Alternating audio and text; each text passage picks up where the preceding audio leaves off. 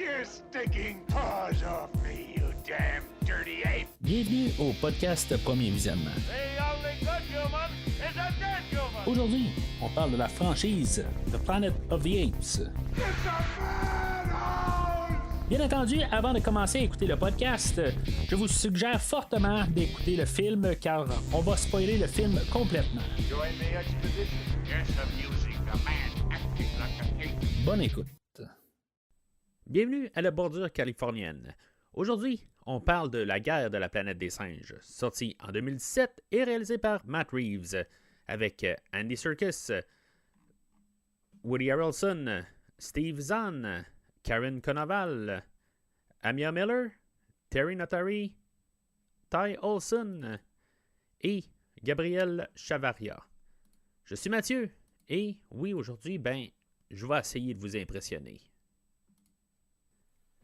Alors, bienvenue dans la rétrospective de la planète des singes. Dans le fond, 3 semaines de suite, tout ce qu'on couvre, l'ère reboot qui s'en va vers un nouveau film, qui s'en va vers le film original. C'est en tout cas des questions qui pouvaient se poser un peu à l'époque.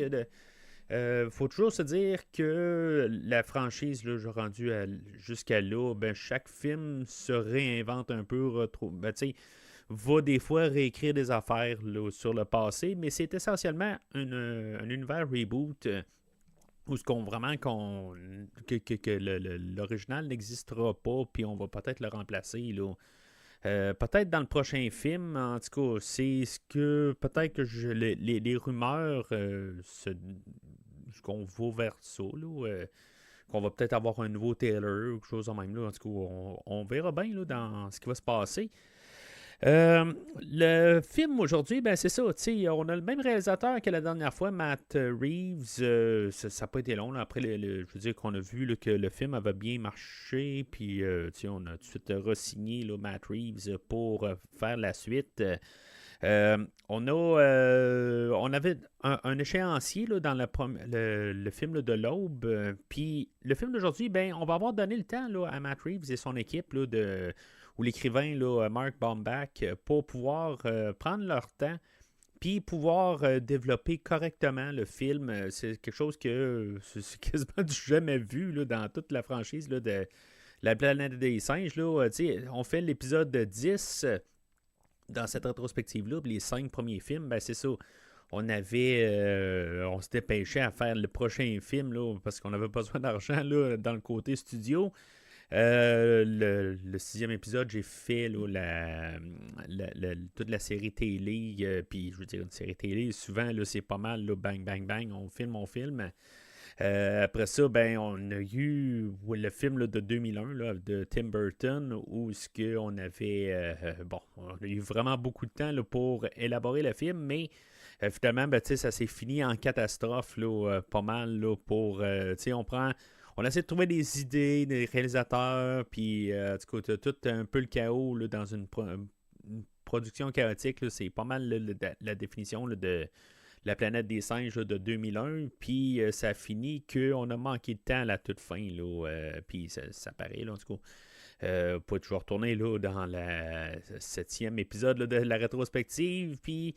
c'est ça, la 8e, 9e, on a parlé là, de l'aube de la planète des singes. Pas l'aube, je veux dire la montée de la planète des singes, où Christophe Lassens est venu me rejoindre là, pour parler de ce film-là.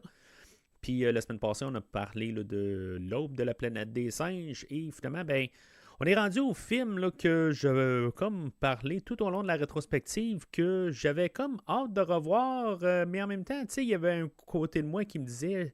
J'espère que je vais avoir changé un peu mon point de vue, puis qu'il n'y aura pas des irritants qui vont faire surface, parce que, ce film-là, d'aujourd'hui, là, je ne l'ai pas vu depuis 2017, depuis le cinéma, je veux dire, ça n'a pas été long, je me le suis procuré en Blu-ray quand il est sorti, mais j'ai juste comme pas été capable de le revoir, puis j'étais occupé à autre chose. Le podcast, je l'ai commencé 1 an plus tard. Puis depuis ce temps-là, c'est sûr que vouloir réécouter des films, là, c'est quasiment des investissements. Surtout quand c'est des séries. Là, ça m'arrive une fois de temps en temps, là, comme dernièrement, j'ai écouté toutes les prequels, les sequels de Star Wars. Puis, tu sais, mais des fois, c'est toujours un petit peu compliqué pour moi, là. Tu sais, tu sais, la vie de famille, tout ça, tu sais, à moins que la vie de famille veulent écouter toute une certaine rétrospective, ce qui est pas commun chez nous, là. C'est plus moi qui fais ça par moi tout seul, fait que on arrive à... Mais c'est pas que ça arrive pas, là, mais généralement, là, ça arrive pas, là, tout simplement. Là, on va écouter un film, là, mais pas plusieurs films en ligne. Là. Fait que réécouter ça, ben, ça a juste comme pas donné. Fait que aujourd'hui, ben, c'est ça. Je vous parle là, de ma réintroduction au film, là, parce qu'il n'y a pas grand-chose que je me rappelle de qu'est-ce que j'ai vu dans le fond. Là. Je veux dire, la plupart des choses sont arrivées, là, puis je savais en gros où on s'en allait, là, mais il y a des éléments dans le film là, que je m'attendais pas du tout. Là. J'ai vraiment été épaté là, d'un côté qu'il y a des affaires que je me rappelais pas, puis des affaires que j'ai stickées, des affaires que je me rappelais que j'ai pas tout à fait compris pourquoi j'ai stické là-dessus. Là. Mais bon, on va parler là, plus tard pendant le podcast. Fait qu'on est en 2017, dans le fond. Le film même, c'est ça. Il y avait un échéancier. Il n'y en avait pas. Finalement, ben, on a donné une date de sortie en 2016. Puis finalement, ben, on aura porté tout là, une année plus tard, éventuellement. On est en 2017. Des films que j'ai couverts en 2017 au courant là, des 5 années du podcast. Là, on a eu Star Wars 8, le Transformers, Le Dernier Chevalier, King Kong, Skull Island, dans le fond, puis Logan et Justice League. Fait qu'on est dans cette année-là où on a des films, là, c'est des hauts et des bas. Il y a même Blade Runner 2049 là, par Denis Villeneuve que j'ai couvert. Là, en tout cas, c'est comme une bonne année en général. Là, Dernier Chevalier, là, bon, ben, on en repassera, là, mais c'est une année là, de singes. Un peu comme aujourd'hui, dans le fond, ce qu'on a eu Godzilla X Kong il y a quelques semaines, puis là, ben, on va avoir un autre film là, de la planète des singes, puis il y a plusieurs films là, dans ce temps-ci là, de singes, là, Monkey Man, des affaires de même, là, en tout cas, j'ai aucune idée c'est quoi, j'ai juste vu ça passer là, comme bande-annonce, pas bande-annonce, mais un poster, là, fait que puis il y a une autre chose aussi là, que j'ai vu passer. En tout cas, on a comme un peu une attaque de singes en ce moment là, au cinéma. Là. Fait que c'est ça. On s'en va là, tranquillement là, aujourd'hui. Là, ben, c'est ça. C'est l'épisode ultime là, avant d'arriver au nouveau film. Là. Fait que, ben c'est ça, en préparation pour le film, le réalisateur, là, Matt Reeves, et le même écrivain là, du dernier film, là, Mark Baumbach, eux autres, ils ont écouté là, beaucoup de films, là, ils ont commencé bien sûr à écouter là, tous les films là, de la franchise, là, les 5 films, le film de 2001, puis les 2 autres films précédents. D'après moi, ils se sont plus concentrés sur les 5 films originaux. Là. Je pense que c'est plus ça où ils se sont concentrés là, pour aller rechercher là, certains éléments. Beaucoup d'éléments on va retrouver un peu aujourd'hui, mais juste éparpillés, de tous des clins d'œil. Mais en tout cas, on va reparler de ça là, pendant le podcast. Ils ont écouté aussi beaucoup de films de samouraï, puis beaucoup de films là, de guerre, dans le fond, là, pour apporter tout le ton aujourd'hui là, dans le film. Là. Encore là, ben, c'est encore des affaires là, qu'on va parler là, dans la prochaine heure et demie.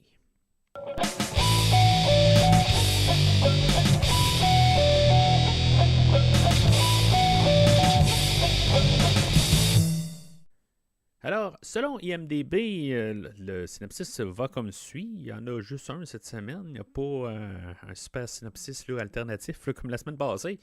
Lorsque les singes subissent des pertes inimaginables, César lutte contre ses plus sombres instincts et commence sa propre quête mythique pour se venger. Fait que, le film aujourd'hui va être construit comme sur le frame, là, va être construit comme une aventure épique biblique. Là, on va même... le réalisateur, là, dans son commentaire, là, va même parler là, de genre des films là, comme Moïse, Ben-Hur, des films là, avec Charlton Heston, là, je pense que c'est par hasard. Là. Mais c'est plus ça qu'on va essayer d'apporter là, comme la fin biblique là, de cette histoire-là, comme le côté épique. Puis, peut-être montrer aussi là, le côté là, de la nature qui va prendre son cours, puis c'est qui la loi du plus fort, peut-être là-dedans. Là, c'est un peu tout ça ensemble. C'est sûr que, on va passer avec des thématiques là, aussi là, comme de César, de devenir qu'est-ce qu'il était pas, tout simplement, ou qu'est-ce qu'il voulait pas devenir. Comme avec Koba, quelque part, il est en train de tranquillement, là, avec comme la soif de vengeance, un peu. Est-ce que Koba était plein de haine envers les humains? C'était un peu là, que la limite là, où ce que César s'en va là, tranquillement dans tout le film. Il va pas se rendre jusqu'au point de Koba, mais il va frôler là, dangereusement là, la ligne, puis peut-être pour un peu reprendre là, ses esprits un peu. Puis ça va peut-être être un personnage là, de Nova qui va un peu le garder un petit peu là, juste sur le fait qu'il ne va pas être rendu complètement là, comme carrément là, à vouloir tuer tous les humains. Là, il va avoir comme un peu le côté là, qui va le rattacher un peu aux humains là, avec ce personnage-là.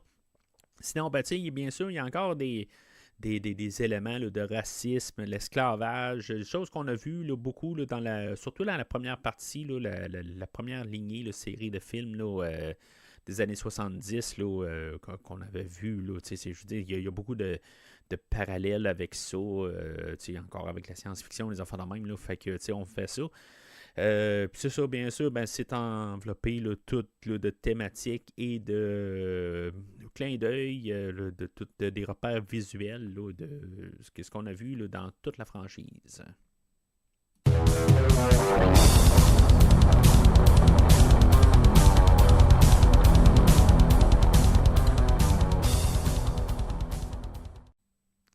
Fait que comme j'ai dit, le film, moi, je l'ai vu juste au cinéma, là, initialement. Je l'ai réécouté là, 2 fois. Une fois standard et une fois là, avec le commentaire audio.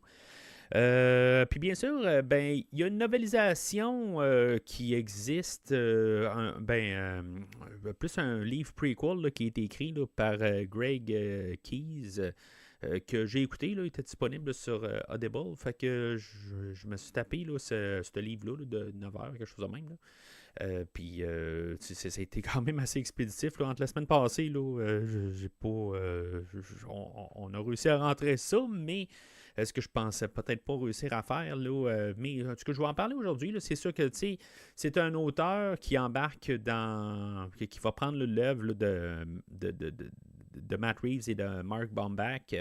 Puis, dans le fond, j'imagine qu'il se fait donner un peu là, des points de repère, de partir du dernier film, se ramasser au début du film, le film présent aujourd'hui, puis de rajouter des détails, puis il doit se faire dire quelques lignes là, ou des affaires de même. Là, en tout cas, je pense que c'est quand j'ai parlé de Rambo là, il y a plusieurs années, là, où j'avais compris un peu là, le principe là, de comment. Là. C'est sûr que ça dépend toujours là, de tous les auteurs, puis de comment que les réalisateurs fonctionnent, puis en tout cas, toutes les affaires de même. Là, que j'imagine que le réalisateur, l'écrivain du livre, là, il n'a pas accès à tout, mais il doit se faire dire des lignes, il doit se faire répondre un peu là, de comment il fait, comment il peut monter son histoire en tant que tel. Là. Il va y avoir beaucoup là, dans le livre. Là. En tout cas, je vais en parler pareil un peu au travers. Là, ça va aider un peu à apporter là, des personnages, puis tout un peu des idées. Là. C'est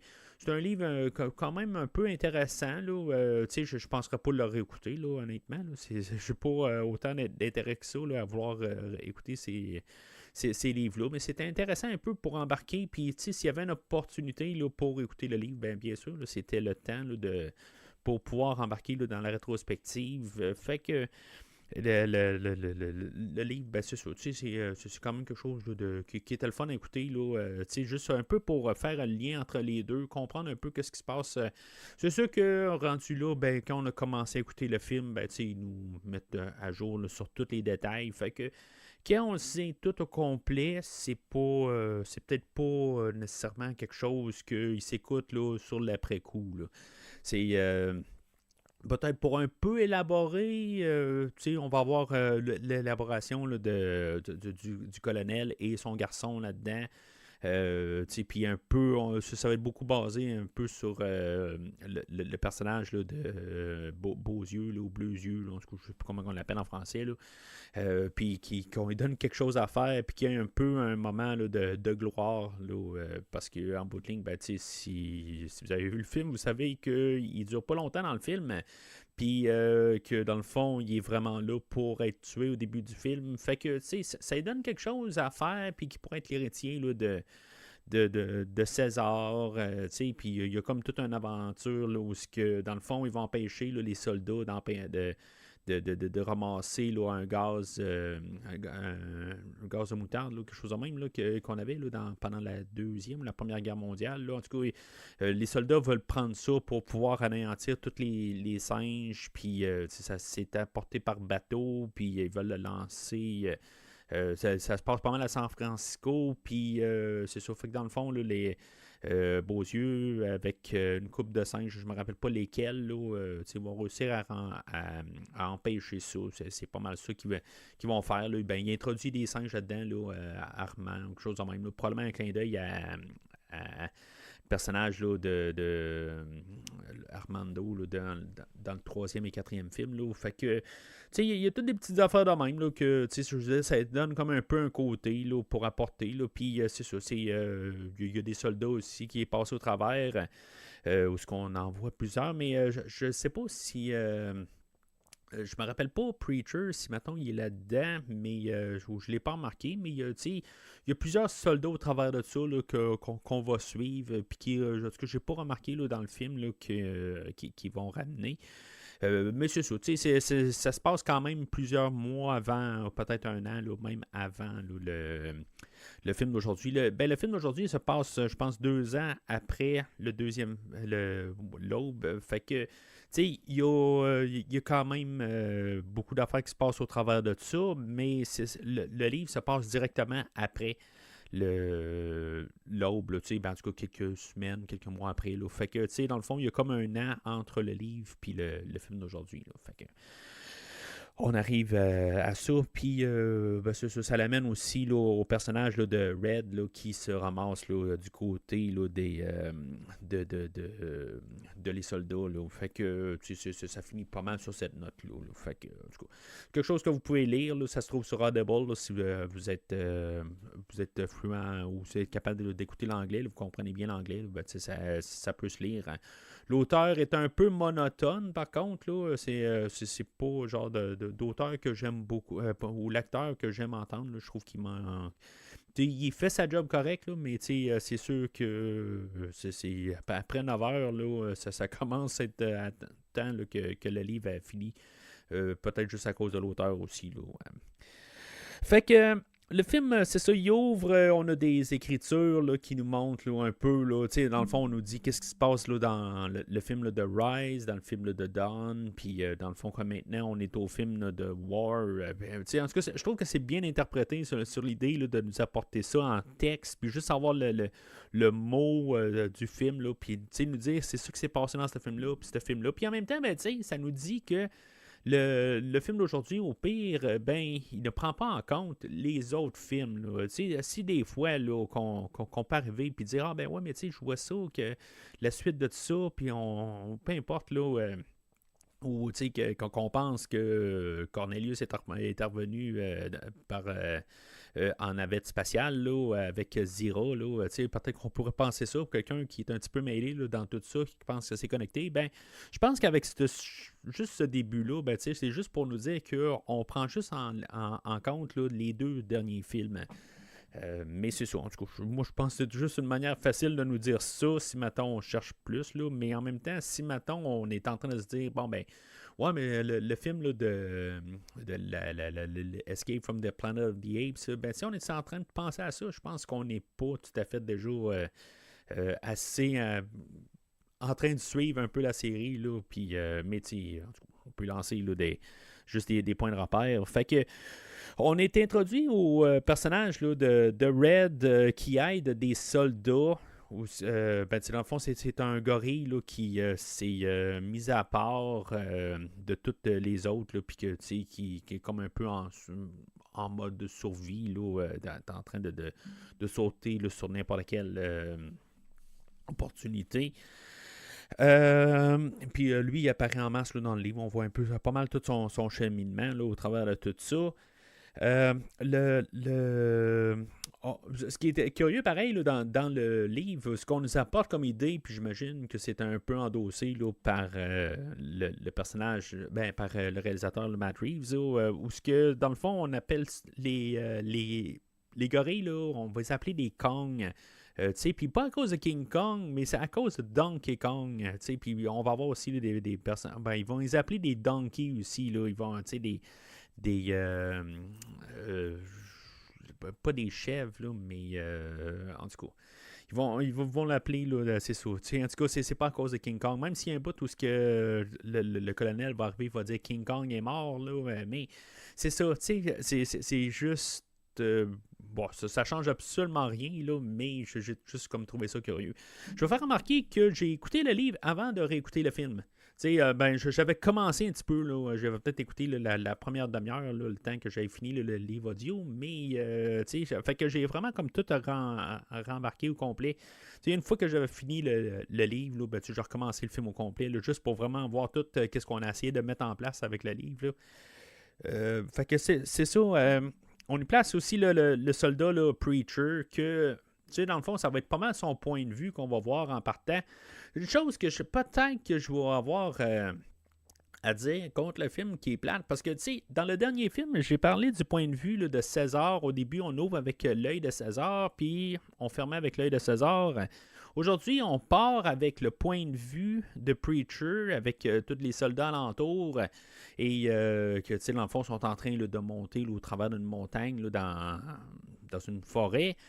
Puis, dans le fond, c'est comme son point de vue qu'on commence avec. Puis finalement, on va perdre pas mal tout son point de vue au courant du film. On va le voir un peu partout, là, mais il n'est pas vraiment important du tout au film. Puis, dans le fond, c'est juste que Matt Reeves a essayé de faire quelque chose. Puis, pourquoi que dans le fond, on n'a pas essayé là, de mettre ça regardez l'idée. Je comprends que peut-être dans le dernier film, on a mis le côté des singes. Aujourd'hui, on veut mettre le côté des hommes, mais d'un côté, il n'y a plus d'hommes à la toute fin. Je veux dire, la race humaine est pas mal anéantie. Là. Fait que, peut-être c'est ça, à quelque part, qu'on veut essayer là, de montrer aussi là, que, on peut pas mettre de point de vue, il n'y en a pas. Fait qu'en tout cas, on place ça. On peut voir aussi là, qu'il y a des soldats là, qui se promènent là, avec des symboles là, d'Alpha Omega. Dans le fond, c'est un clin d'œil à Beneath the Planet of the Apes, ce qu'on avait toute la culture là, souterraine là, qui vénérait là, une bombe nucléaire. Fait que c'est un peu pour mettre en place ça. C'est comme on veut placer des affaires qui étaient dans le film original. C'est peut-être aussi, on se dit, si maintenant on a les 3 films, cette trilogie-là, s'il n'y a pas de suite, on va s'en aller quand même vers les 5 films. Puis s'il n'y en a pas, on va pas recréer là, notre mythologie au complet. Là, c'est comme, en tout cas, on peut regarder ça dans tous les sens. Là. C'est comme, c'est un monde parallèle, mais qui suit quand même. C'est vraiment peut-être la définition d'un remake, tout simplement, là, où qu'on s'en va, mais en tout cas, c'est qu'est-ce qui se passe là, quand Zira et Cornelius là, reviennent dans le passé, puis en tout cas, on verra, peut-être qu'éventuellement, là, on va se ramasser, là, on va avoir une nouvelle trilogie, puis que je soupçonne qu'il va ressembler peut-être à ce qu'on a vu là, dans la série originale.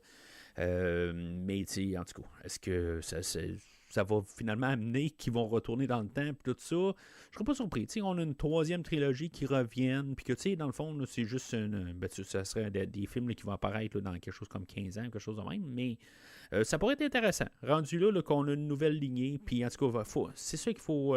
ça va être le nouveau film aussi, là, est-ce que ça va passer, ça va casser? Je pense pas qu'avec un film, on va décider qu'on annule tout, mais je suis quand même curieux là, sur le fait là, qu'on va voir le réalisateur là, de, je pense que c'est Maze Runner, que en tout cas, je n'ai pas vu, là, je n'ai parlé là, je pense avec Christophe, là. Mais qu'on ait peut-être un plus un réalisateur là, de renommée, comme qu'on a aujourd'hui, en tout cas. Mais remarquez là, que monté de la planète des singes, on avait Rupert Wyatt, qu'il était relativement un inconnu, puis on l'a foutu à la tête là, d'un gros projet de même. Et que, ben, un gros projet, il n'était pas un super méga projet là, à l'époque. Là. Puis c'est ça, fait que dans le fond, on a eu Matt Reeves par la suite, qui était comme correct un peu, en tout cas, pour le temps. Puis aujourd'hui, ben c'est sûr que suite, rétroactivement, ben là, il est devenu quand même quelqu'un là, d'assez reconnu. Là, mais on a, en tout cas, ça donnera qu'est-ce que ça va donner là, au prochain film. Juste peur que ça devienne un petit peu bonbon, là, en tout cas. Fait que peut-être là, je suis en train de m'avancer un petit peu là, vers la fin du podcast, là, mais en tout cas. Fait que, rendu là, on a un peu, là, on est en train de comprendre là, que c'est la guerre, puis là, on se tire d'un peu partout, puis du coup, faut juste comprendre ça. On va peut-être penser que, finalement, parce qu'on va épargner, on va avoir l'introduction là, de César, là, qui est toujours joué là, par Andy Serkis.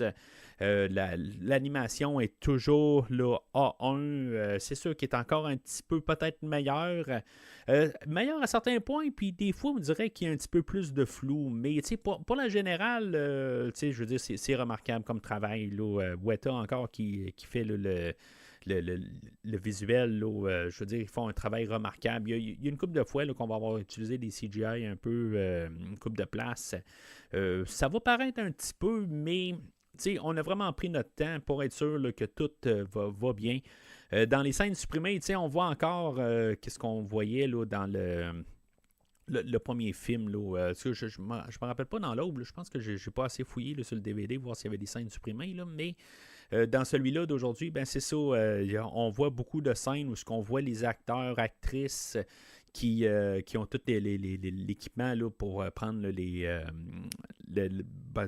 motion capture, tout ça. Là, fait que vous pouvez tout visiter ça sur le Blu-ray. Là. C'est quand même le fun. Mais c'est ça. Fait qu'on va essayer de rattraper le personnage de César qui est, bon, il est à l'étape suivante là, après l'aube.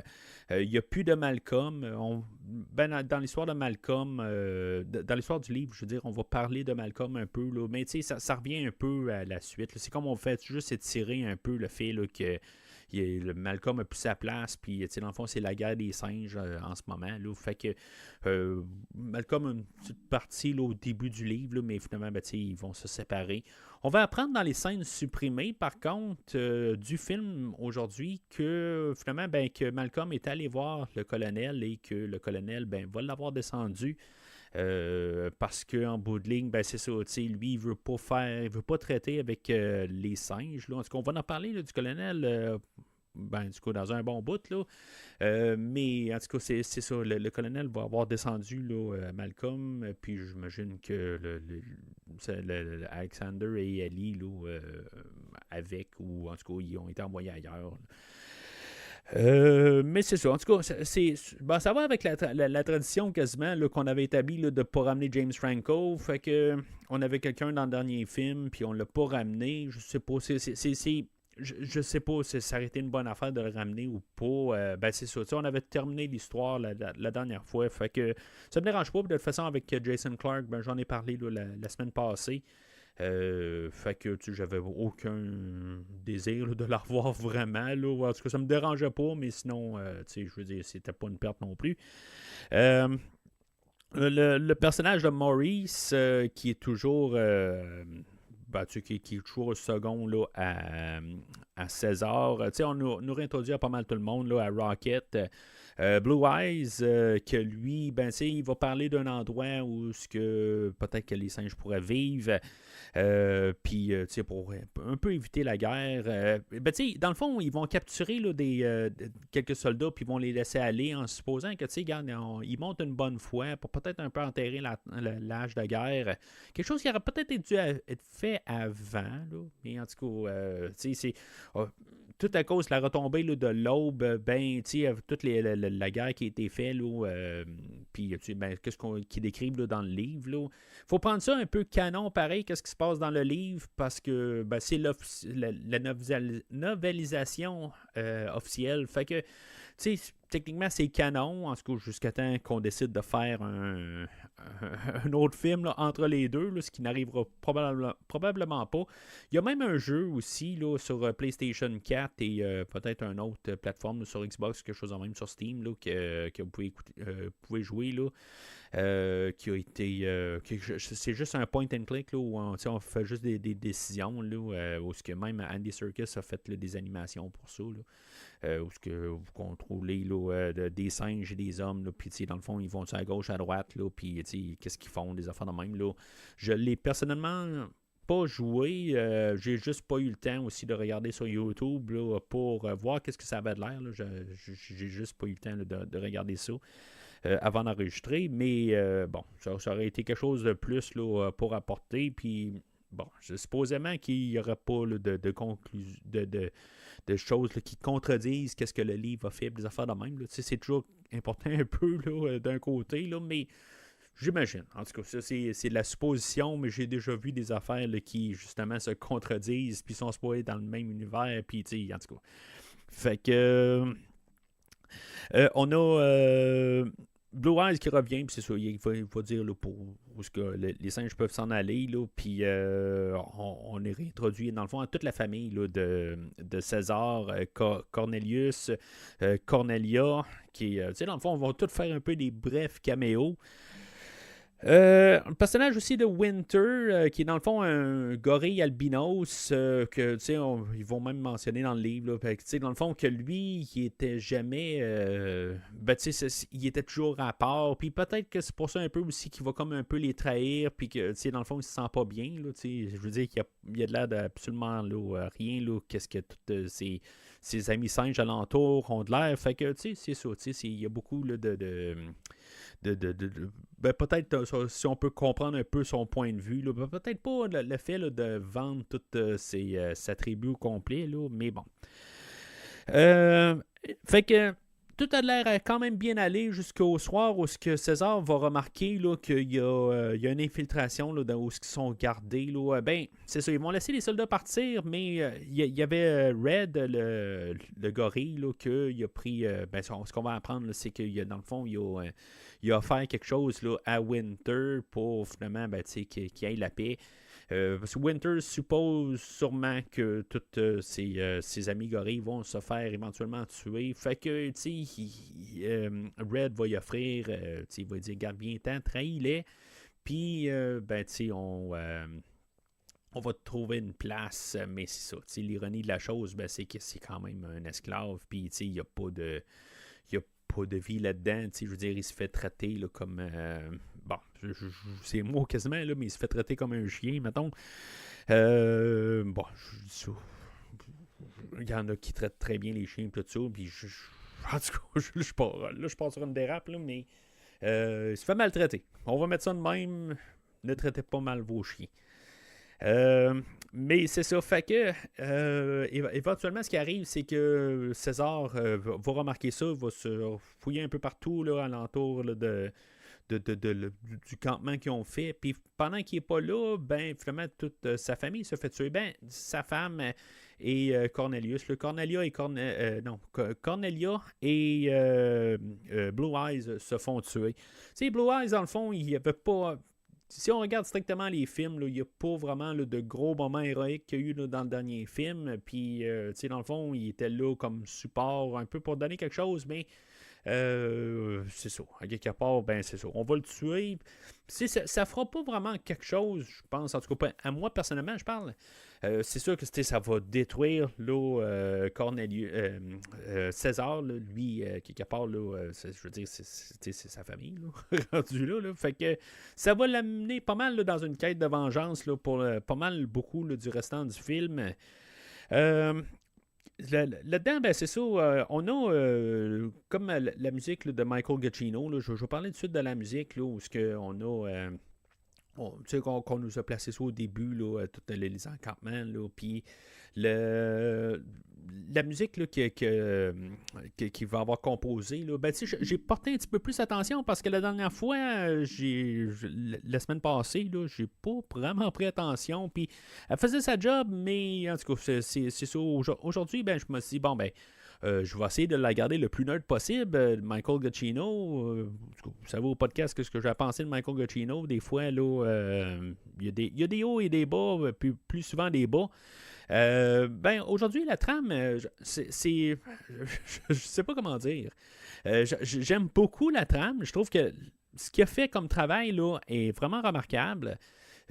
Mais puis on va pouvoir dire ça, la même affaire là, dans les trames sonores de James Bond ou plusieurs affaires là, dans le travail de John Barry ou de même de John Carpenter ou n'importe qui.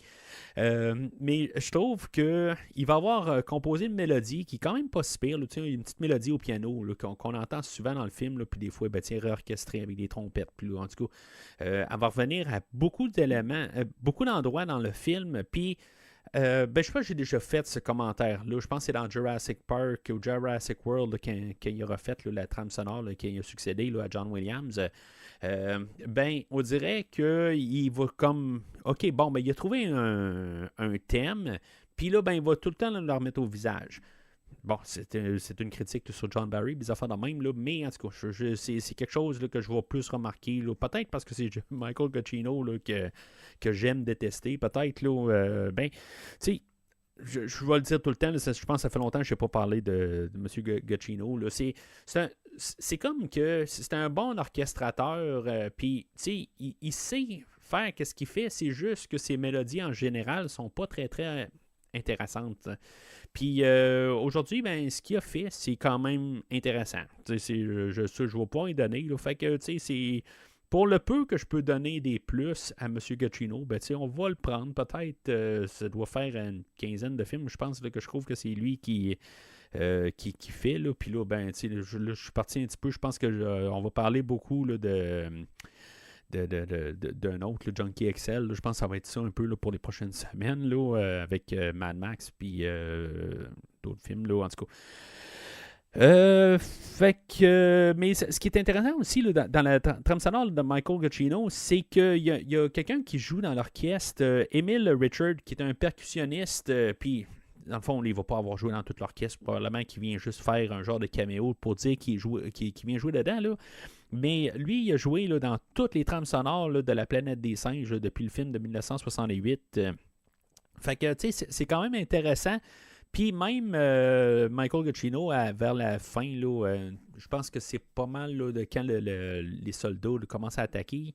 Non, c'est la révélation de que tu sais, dans le fond, là, quand Rocket il lance de la merde là, à un soldat. Ben, quand on voit Rocket, il y a une trompette qu'on entend ou une horn, là, je ne sais pas comment on appelle ça en français, là, une genre de pas de flûte, là, mais un genre de trompette. Là. Ben, cet instrument-là a été joué là, sur la trame sonore originale là, de 1968. Là, je pense que c'est M. Giacchino qui joue lui-même là, cette trompette-là. Fait que, tu sais, Michael Giacchino, en tout cas, il se dit qu'il est fan là, de la musique de La Planète des Singes là, depuis qu'il est tout petit. Dans toutes les trames sonores que j'ai couvertes de lui, il a toujours été fan, a pu finir de toutes les... de qu'est-ce qu'il a fait. Là. Fait que c'est ça. Fait que, honnêtement, là, ces commentaires-là, il me passe 56 000 pieds par-dessus la tête. Quand, je veux dire, à tout, il est super fan de tout, là, quelque part, ben, je me dis, ben, j'ai pas besoin de tout être lancé sur un aussi. Ben, je veux dire, je suis fan de Vendredi 13, comme que je suis fan de James Bond, comme je suis fan de plusieurs autres affaires là, que j'ai couvertes au podcast. Mais tu sais, je veux dire, je suis fan fini aussi là, de beaucoup d'affaires que j'ai parlé au podcast. Ben, c'est ça, c'est un peu la nuance. Mais en tout cas, on voulait essayer de nous vendre que lui, il était fan fini là, de La Planète des Singes. Puis, je veux dire, sur ce cas-là, ben, c'est le fait qu'il a réussi à aller chercher les trompettes, des affaires de même, ben, tu sais, en tout cas, je pense que je peux peut-être l'acheter là, sur ce cas-là. Alors, César, c'est ça, il va partir en solo. Dans le fond, toutes les autres singes là, vont partir là, vers la Terre promise, on va appeler ça de même. Mais c'est ça, tu sais, lui, dans le fond, il est dans sa quête de vengeance. Lui, il voit juste, tu sais, il se dit que là, le colonel, il va payer avec sa vie. Puis, fait que dans le fond, il va essayer là, d'aller la retrouver. Mais, tu sais, c'est pas trop long, ce que finalement, là, ses amis de longue date, là, dans le fond, tu sais, pour comme conclure quelque part, tu sais, qu'il partirait tout seul. Puis que tous les personnages qu'on voit, là, depuis le premier film, là, depuis la montée. Là. Premier film, là, si maintenant je dois faire référence, quand je veux dire premier film, là, je vais parler là, je veux dire, je parle de la montée, sinon je parle de le film original, là, ça va être juste pour clarifier ça. Fait que Maurice Rocket, puis dans le fond, ben, c'est pas Buck, là, le personnage, là, le gorille là, qu'on avait vu là, dans le premier film. Juste pour vous préparer. Là, le premier film étant la montée, comme je vous dis, parce que dans le fond, Buck, lui, mourait là, sur le pont là, de San Francisco. Mais on a juste comme placé un gorille. Là. Je pense un peu. Ben, le personnage de Luca, ben, c'est ça. On l'a vu un peu plus tôt, parce que c'est lui qui montait la garde là, dans le campement. Puis que finalement, en tout cas, c'est comme le chef de la garde. Mais qui va finalement, ben, c'est ça, il va suivre César, puis finalement, il va se ramasser à une petite maison où finalement, ben, il y a un monsieur qui est là en train avec sa fille, j'imagine, ils sont juste les deux. Puis finalement, ben, on va tuer le monsieur, puis on va trouver là, la petite fille Nova. C'est là, ben, c'est vraiment étrange un peu qu'est-ce qu'on fait avec ce personnage-là. Puis, bon, si maintenant vous m'avez écouté aussi au courant là, des dernières semaines, derniers mois, là, quand j'ai couvert ben, tous les autres films là, de la franchise, ben, souvent je laissais un petit peu sous-entendre, puis je pense que je l'ai clairement dit une couple de places peut-être au travers. Là.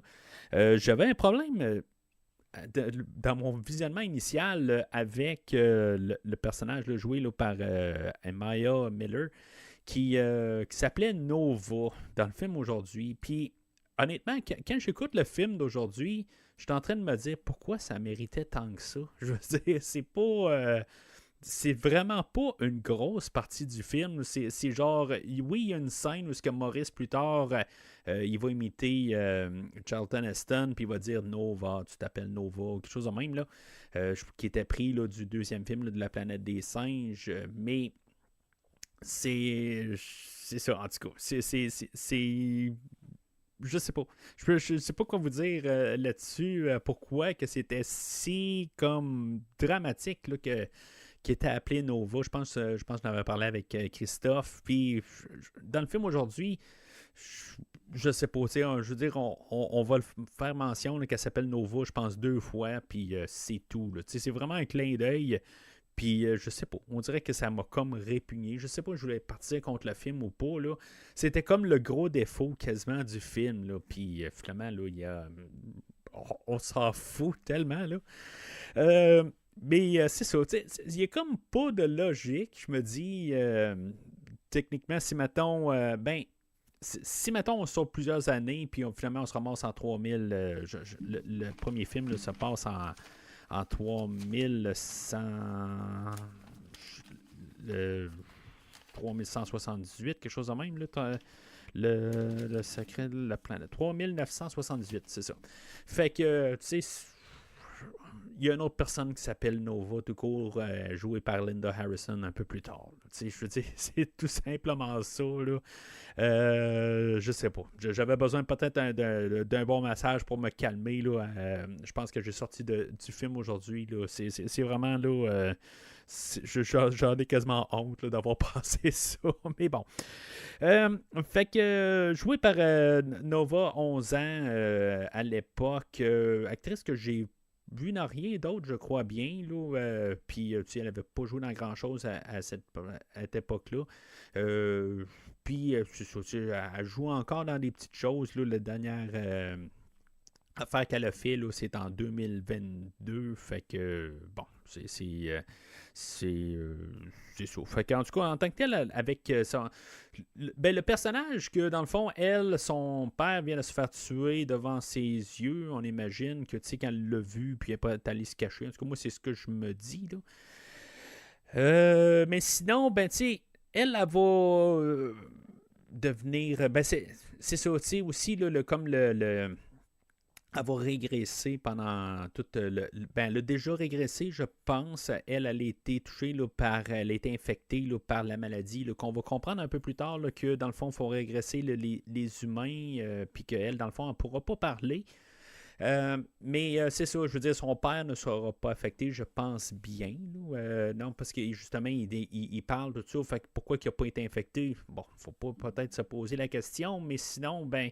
C'est pour lui donner justement là, un peu une porte d'entrée, puis que finalement, elle n'a rien, elle n'a plus rien.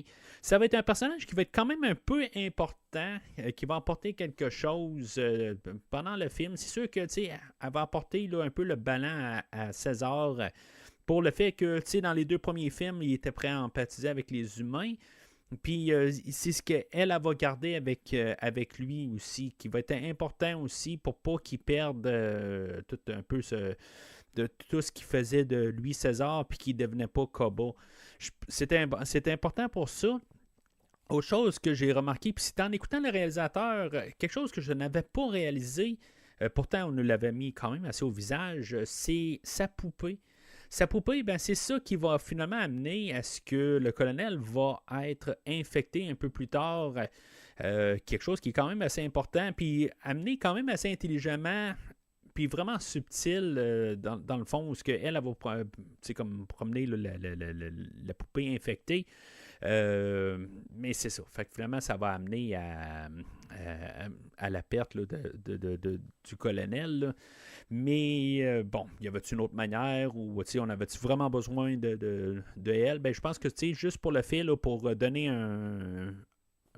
peut-être un guide, pas un guide, mais ben, un guide moral ou quelque chose de même, ou juste comme symboliser là, le César pour comme juste comme pour pas qu'il vire sur Koba, ben c'était quand même peut-être une bonne idée. Puis le fait d'avoir choisi une petite fille de 11 ans, au lieu d'avoir un adulte encore accompagnateur, on avait eu James Franco, on a eu Jason Clarke la dernière fois, peut-être d'aller sur le côté enfant. C'est sûr que sur un poster, on se dit, bon, ben, est-ce qu'on est en train de devenir Disney? Ça va être ça un peu la semaine, ben pas la semaine prochaine, mais la prochaine fois. Où est-ce qu'on est en train de juste comme se dire, bon, on va voir attirer là, les enfants en mettant un enfant là-dedans. Est-ce qu'on essaie de faire ça? C'est ce qui m'a passé un peu par la tête. Là. Je me suis dit, bon, ben, est-ce qu'on va juste dédramatiser les choses? C'est pas un film qui va bien dédramatiser les choses. Honnêtement, c'est un film qui est quand même assez sombre, peut-être même plus sombre là, que dans toutes les 3 au complet, avec ses idées, mais bon. Les 5 films originaux, je pense que c'est plus ça là, qui est le plus moins Disney, mettons, là, dans tout ça, là, de toute façon. Mais c'est ça, je veux dire, en vous écoutant le film aujourd'hui, j'ai vraiment pas de problème avec ça, avec ce personnage-là, contrairement à la dernière fois. Peut-être aussi, justement, je m'étais préparé mentalement là, avec 7 ans là, de préparation mentale pour écouter le film. Là. Peut-être que je suis un petit peu plus près. Là. C'est peut-être juste ça, je sais pas. Là. Fait que ils vont sauter de campement, là, ils vont continuer à se promener, ils vont tomber à un autre campement où les soldats un peu plus tôt s'étaient ramassés, ils vont retrouver le personnage de Winter. Le colonel a quitté l'endroit, mais puis c'est ça, dans le fond, on va comprendre là, qu'il y a d'autres soldats du Nord qui s'en viennent, puis que dans le fond, ils vont. Il y a un remaniement qui se passe, là, puis que dans le fond, les soldats, vont s'en venir très, très nombreux. Fait que il faut. Ça fait comme un peu une pression aussi là, de devoir faire quelque chose. Il y a un petit clin d'œil aussi, je pense, justement. Plus j'en parle, puis souvent je reviens au 2e film là, de La planète des singes, là, Le secret de la planète des singes, là, au Beneath the Planet of the Apes. Il y a comme encore un visuel là, où on avait Orko, pas Orko, là, mais le gorille là, qui était pas. Ursus. Lui, il arrivait, puis vous l'entendez à chaque fois que vous partez le podcast. Là, je pense que j'ai pris son extrait là, de The Only Good Human is a Dead Human. On a écrit là, sur un des panneaux là, The Only Good Kong is a Dead Kong. Là, fait que c'est un clin d'œil à ça.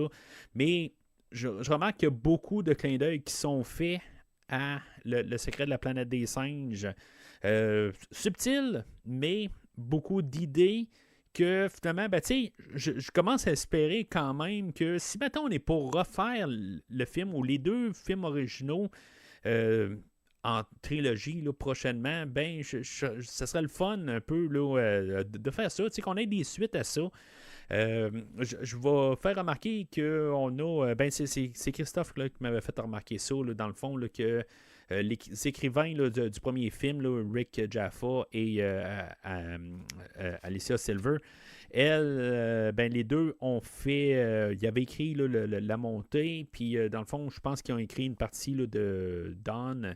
Et aujourd'hui, ils sont juste producteurs, puis ils sont producteurs là, sur le prochain film. Fait que, il y a des idées là, qui risquent quand même là, de traverser.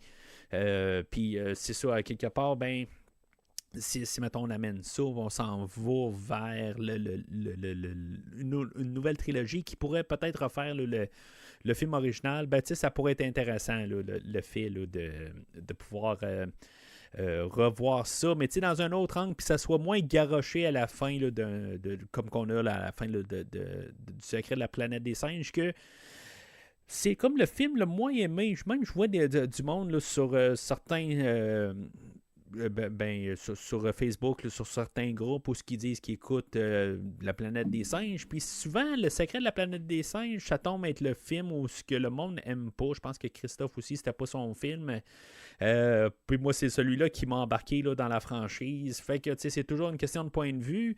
Je comprends pourquoi, là, que je veux dire qu'il y en a beaucoup qui ne l'aiment pas. Là, c'est une question de ton, puis des répétitions, puis des affaires de même. Là, en tout cas, mais c'est ça. En tout cas, en tant que tel, là, mais de le refaire peut-être là, correctement, puis que je veux dire qu'on ça arrive pas comme tout d'un coup. C'est quoi ces mutants-là qui arrivent là, de nulle part? De prendre plus en connaissance de cause, puis de pouvoir élaborer ça dans l'histoire, des affaires de même, là, ça pourrait être intéressant. Bon. Fait qu'on va retourner au film. Fait que c'est ça. César va accidentellement tuer Winter. Est-ce qu'il voulait? En tout cas, je veux dire, il y a des soldats qui se promènent, puis il va l'empêcher de crier. Puis finalement, il va tuer Winter. Puis c'est là où est-ce que César va commencer à avoir un peu des visions de Koba. Est-ce que Koba, il voyait quand même avant parce que un singe ne doit pas tuer un singe dans la philosophie là,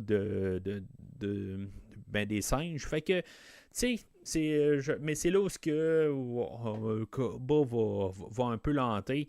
Ce qu'on comprend dans le livre prequel, c'est que il y a des singes qui se sont mis, qui étaient encore en arrière de Koba, puis que dans le fond, ils voyaient César, même si César était revenu, que, qu'est-ce qu'on disait dans l'Aube, que les singes, eux autres, ils vont s'agripper au singe le plus fort, et ils vont suivre le singe le plus fort, puis mais ça n'a pas vraiment de suite d'idées là-dessus. C'est vraiment, à quelque part aussi une philosophie, à quelque part, puis qu'il y en a qui étaient quand même d'accord avec Koba que l'être humain là, n'a aucune place là, sur cette terre. Fait que c'est un peu ça là, que le livre aussi va apporter. Là. Fait que il y a comme un peu un split avec les singes. Mais c'est ça, fait que en tout cas, le côté Koba, c'est ça, il va hanter quand même là, César, puis ça va être pas mal un peu une bataille interne. C'est-tu assez, c'est pas assez? Je veux dire, il va revenir à certains moments clés. Mais il n'est pas vraiment important. Il faut comprendre qu'il y a un peu, là, il est comme un peu tiraillé là, dans les deux côtés. Mais c'est ça. C'est le fun que Koba n'a pas été oublié. C'est comme si c'était un poids. C'était comme tout le deuxième film. Puis il a été souvent, là, mettons, on pense à la trilogie là, Dark Knight, puis il y a une raison pourquoi que aussi on fait pas une référence au Joker là, dans le deuxième film. Pour le décès là, de Heath Ledger, là, on essaie de le respecter là-dessus, mais l'autre côté, on aurait pu quand même justement y rendre hommage, puis montrer aussi l'impact qu'il a fait. On parle pas nécessairement là, de Heath Ledger, mais en même temps, on a gardé le personnage vivant. Fait qu'on en parle, mais on le voit pas. Ça aurait été bizarre. Là.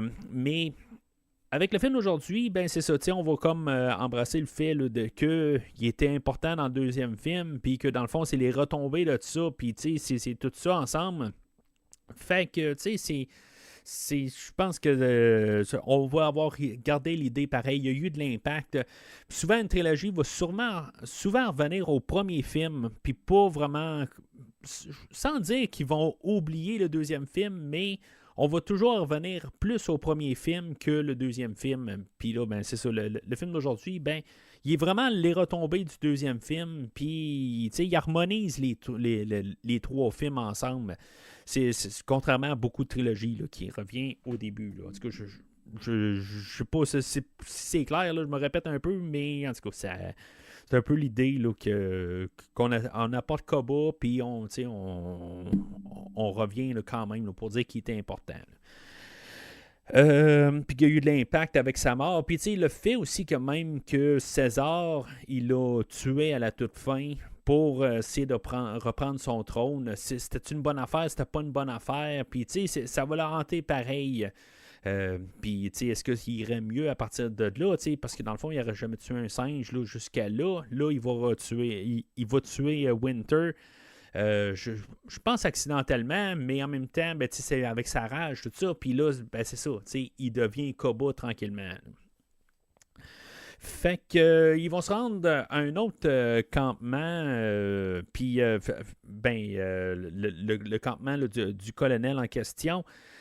En chemin, ben c'est ça, ils vont trouver comme 3 personnes qui ont été laissées pour mortes. Puis c'est ça, ben, c'était pas la seule fois. Il y a une scène supprimée où quand ils se promènent sur la plage, là, c'est vraiment une très belle photographie là, où ils se promènent sur la plage. Il y a les reflets, puis tout ça. Là, c'est filmé là, à Vancouver.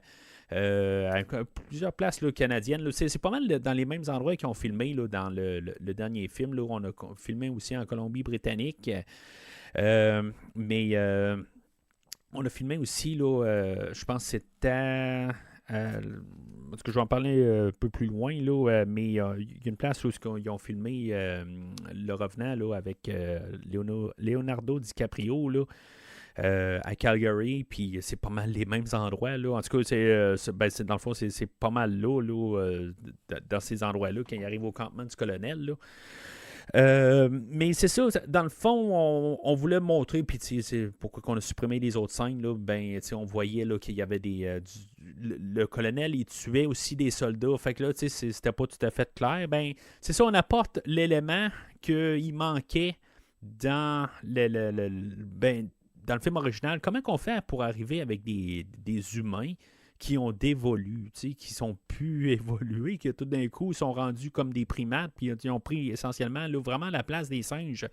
Ben c'est ça, c'est ce qu'on va apporter aujourd'hui, puis c'est quand même assez intriguant. Puis je trouve que ça, c'est intelligent d'avoir apporté l'idée qu'en bout de ligne, là, ben, le virus de... Le LZ, ALZ, je pense, de 12 ou 112, quelque chose de même, là, ALZ 112, lui, il a muté, puis c'est ça, tu sais, à quelque part, ben là, c'est... ce que je peux comprendre, là, je pense, je sais pas si j'en ai parlé là, la dernière fois, ce que je peux comprendre, c'est ça, c'est que dans le fond, le virus, lui, une fois qu'il a été construit en laboratoire dans la montée de la planète des singes, il a été construit pour le système immunitaire que lui, dans le fond, il est en train de reconstruire les cellules pour pouvoir combattre l'Alzheimer. Fait que en reconstruisant ça, ben, c'est quelqu'un qui est capable de reprendre la mémoire, puis dans le fond, là, il devient comme guéri. Sauf que le virus en question n'arrête plus. Fait que finalement, ben, des capacités que l'être humain apprend, ben, quelque part, lui, il va évoluer, puis finalement, ben, il va détruire des choses. Fait que c'est un peu quelque chose de même. Fait que c'est pour ça que finalement, ben, où il va booster le système immunitaire, puis dans le fond, il va détruire le virus à l'interne, puis ça, en tout cas, ça va faire quelque chose de même. Là. En tout cas, je ne suis pas trop sûr là-dessus, mais en bout de ligne, ben, c'est ça. Le virus va muter pour continuer à vivre, tout ça. Puis, en tout cas, fait que quand on est rendu au film d'aujourd'hui, ben, il va continuer à muter, puis pour encore plus se détruire, mais en même temps, il veut survivre, le virus. Fait que, il va finalement, ben, empêcher là, l'homme là, de. Il va juste comme se nourrir, mais il va. Je sais pas, manger des bouts de cerveau ou quelque chose de même, puis l'homme va dévoluer. Bon, je suis vraiment pas scientifique, fait qu'en tant que tel, comment ça peut fonctionner, mais dans un côté de film, je trouve que ça a du sens là, de juste avoir comme le virus qui a muté. Mais sinon, ben, dans le dernier film, tout le monde a le virus, c'est ça qu'on peut comprendre, puis qu'il était juste génétiquement immunisé contre le virus. Mais bon, le virus, il a muté, mais c'est juste une souche qui a. Ou c'est peut-être. On ne sait pas parce qu'on n'a pas pu élaborer, puis on n'a pas pu vraiment savoir exactement officiellement que c'est ça. C'est Ellie, je pense, le personnage là, qui était joué là, par Kerry Russell, qui dit ça, mais c'était tout ça. C'est ça, c'est elle, c'est juste une source qui le dit. Là. Sinon, ben, c'est peut-être quelqu'un qui a essayé de développer un antivirus, puis que finalement, ben, c'est ça qui se passe aussi. Parce que c'est vraiment quand on a Nova qui arrive plus loin, qui, avec sa poupée, qui va apporter le virus, puis que finalement, ben, ça va être pas mortel, mais que dans le fond, ça va être pour les soldats, ben, ça va les infecter, puis que finalement, ils vont dévoluer à partir de là. Fait que, à quelque part, ben, c'est ça. Il vient de où ce virus-là? C'est-tu un autre virus pour contrer là, ALZ 112? T'sais? Fait que, en tout cas. C'est pas très clair, mais c'est probablement un virus qui a été construit par l'homme aussi. Là. Fait que ça l'a amené à la descente là, de l'humanité.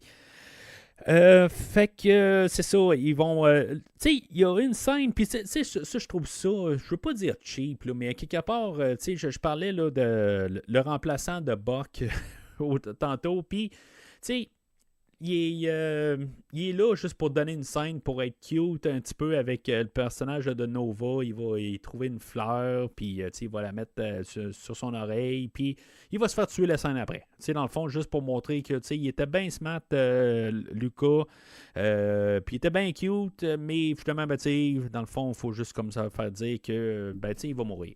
C'est tout simplement, puis qu'on ait peut-être quelque chose. C'est un coup cheap. Je trouve, à quelque part, là, il aurait dû être plus important, puis juste pas pour une scène, juste pour montrer là, que c'est un gentil gorille, mais bon. Fait que dans ce côté-là, ben, ça enrage encore plus César. Puis, ben, il va repartir en solo encore. Là, dans le fond, il va dire, ben, regarde, là, si mettons mes amis sont pour mourir, là, le temps que je me rende là-bas. Maurice, il était là pour essayer de se rassurer que César va pouvoir revenir, mais s'ils sont pour tous mourir, ben là, il dit, bon, ben, regarde, je préfère mourir seul que mourir avec mes amis.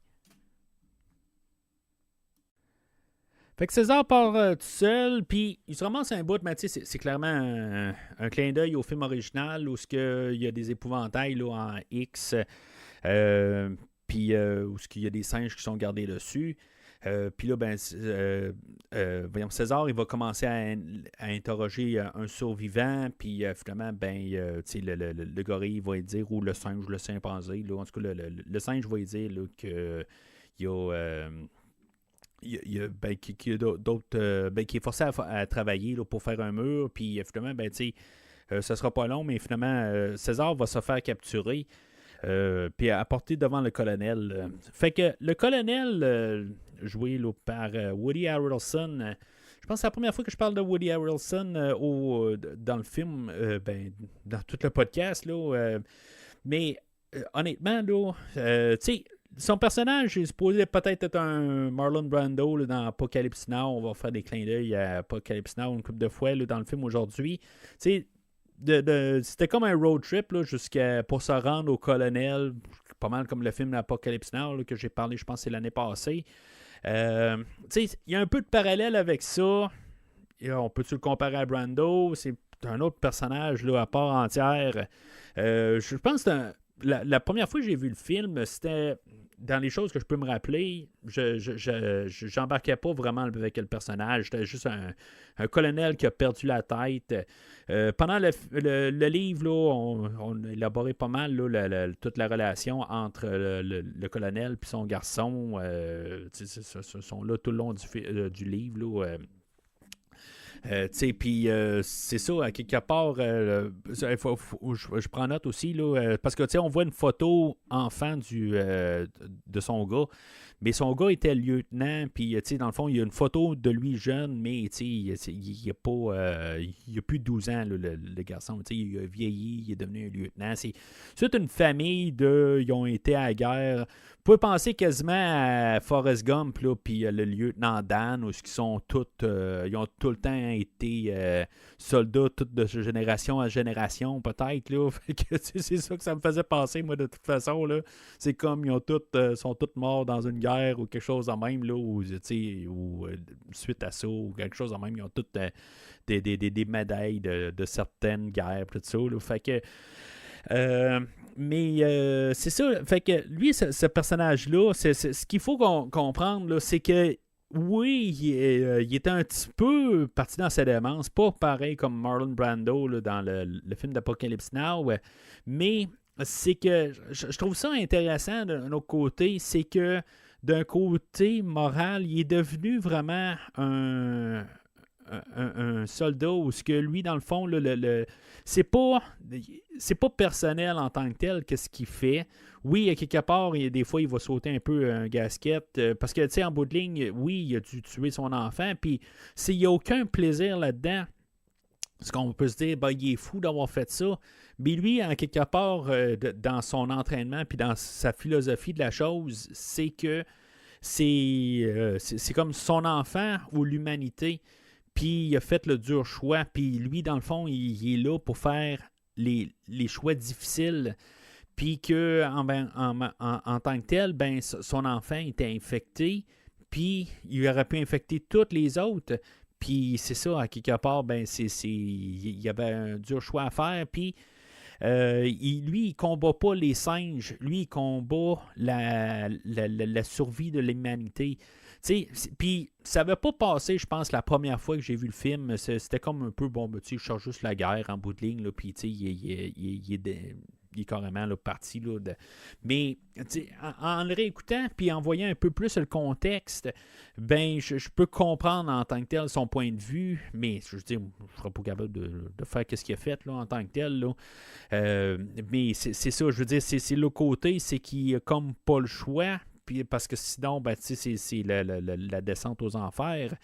Il reste plus grand-chose à quelque part de toute façon. C'est sur le côté, c'est ironique. À quelque part, lui, qu'est-ce qu'il veut faire? Je veux dire, il veut faire la guerre, gros carnage, gros bain de sang pour finalement avoir la paix. Bon, c'est ça. Je veux dire, qu'est-ce que ça donne? Je veux dire, en bout de ligne, la nature va toujours prendre son cours. C'est un peu qu'est-ce qu'on va apporter en bout de ligne. Autant qu'on va forcer dans toutes les forces qu'on peut, je veux dire, la nature, elle va arriver puis elle va prendre son cours, peu importe qu'est-ce qu'on essaie de faire. Fait que c'est un peu la morale de l'histoire là-dedans. Je veux dire, c'est un côté extrémiste.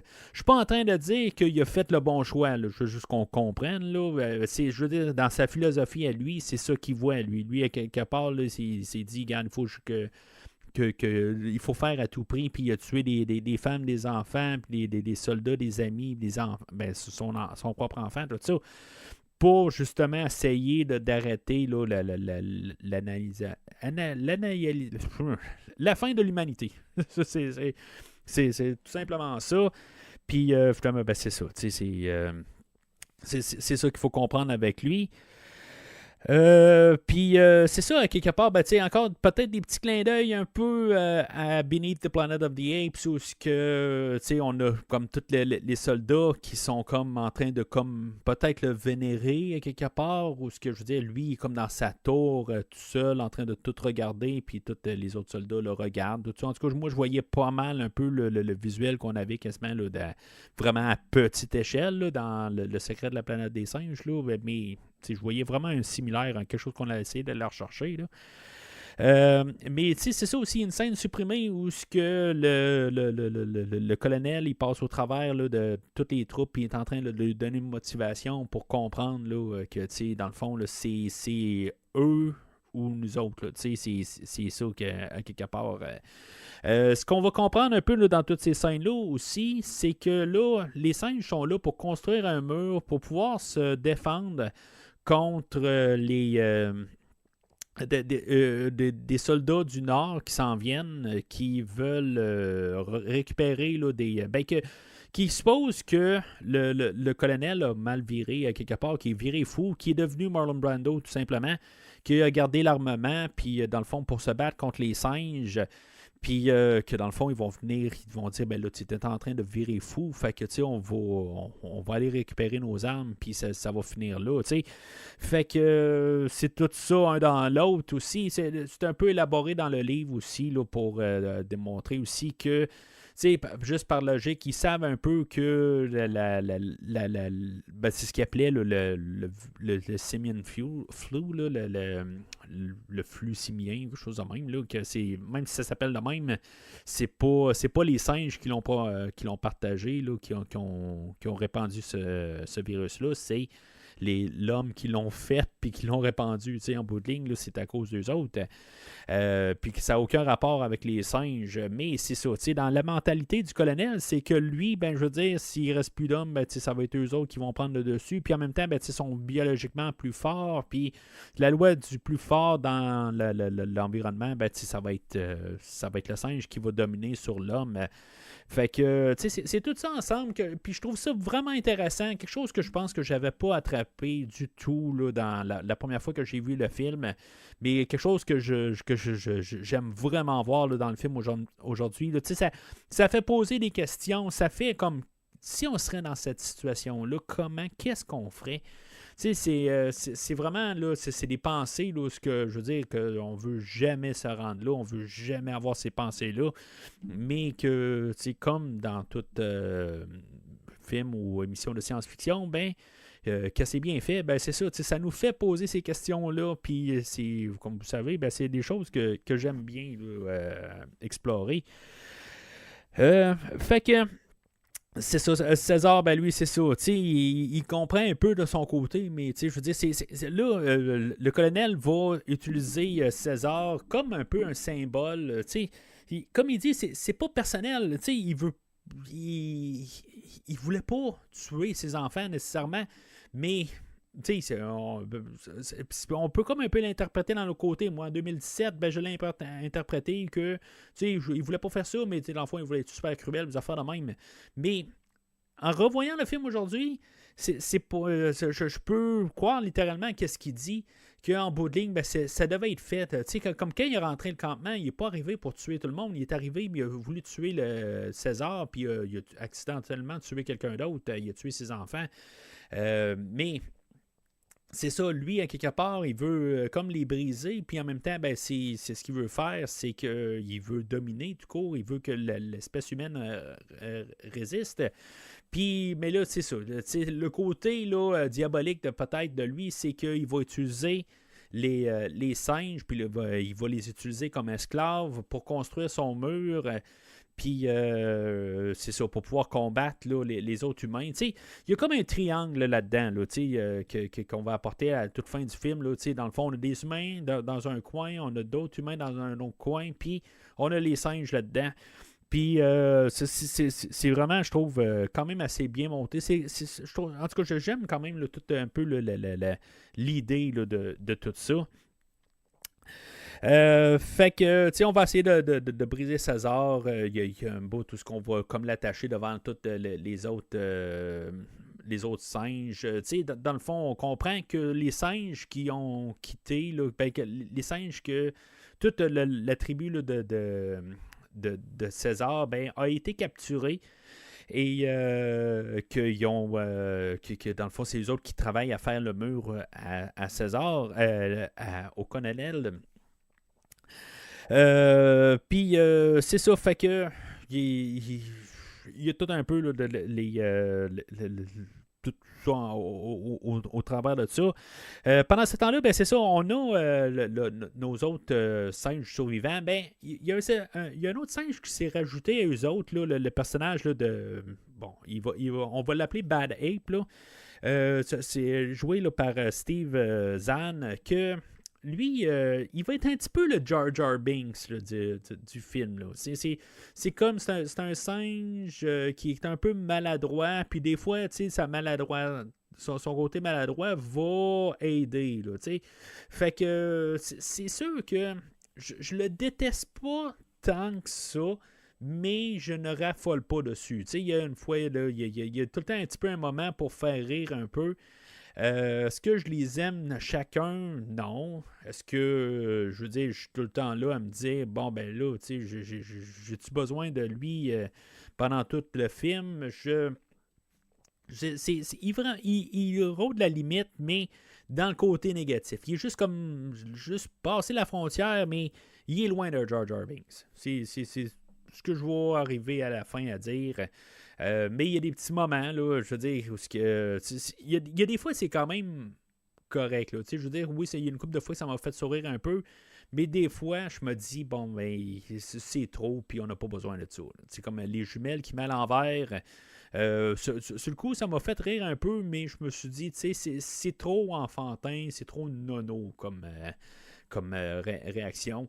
Des fois, il va trébucher, puis des affaires de même, puis bon, c'est correct, quelque part, là, il est comme content d'avoir du monde.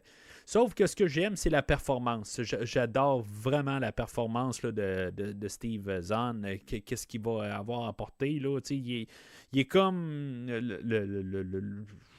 en tout cas, tout le rendu, j'adore par contre. Pour ça, je pense qu'il y a beaucoup de ça.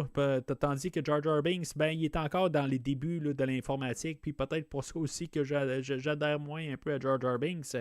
Mais c'est ça, tu sais, le Bad Ape, là, je vais embarquer avec lui, peut-être aussi parce que il est très très bien performé, puis je veux dire, le rendu est comme tous les autres, là, il est vraiment là, remarquable. Fait qu'ils vont trouver des plans un peu là, pour essayer là, ils vont réussir à rentrer en communication avec César. César aussi, lui, de son côté, il va il va essayer là, d'avoir des informations. Puis ils vont comme passer sous terre. Ils vont compter qu'il y a 37 pas pour se rendre en dessous de tout ce que les singes ils sont gardés. Il y a plusieurs affaires qui vont se faire. Éventuellement, ben Nova, elle va aller rejoindre. Là, quand César commence à se sentir là, comme abandonné, il commence à être sur le point de lâcher prise, ben Nova, elle va rentrer.